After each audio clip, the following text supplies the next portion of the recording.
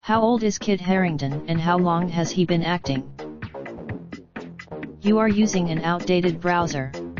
Or to better experience with news that voluntarily checked into rehab due to the stress of the Game of Thrones finale, it's worth taking time out to assess his career thus far. No doubt one reason, undoubtedly, he's taking time to analyze his own life and career while in rehab to shape who he really is. You'll be surprised. Take a minute to see what his past was and what his future acting career might be. It's not entirely unusual for a popular TV show to find an actor with a relatively little TV or movie experience.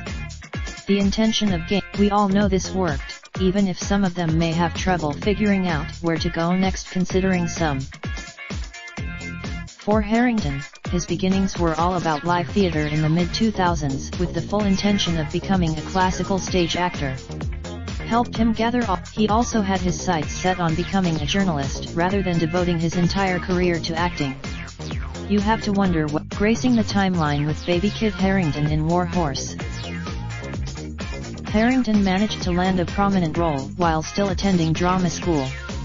His performance in after only one other performance in, Harington auditioned for the role of Jon Snow for Game of Thrones producers. Considering how they knew he'd be able to translate that for a movie-scale TV show is still a mystery. Some stage actor Harington has mentioned it took some adjustments from what he was used to. Yet, you can Kit Harington and Emilia Clarke's reactions to the finale say it all.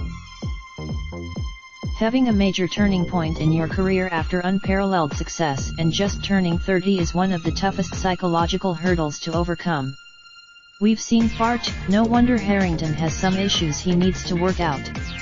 Game of Thrones and only a decade of acting, Harington has decades ahead of him to hopefully become a respected actor in all mediums. For the sake of men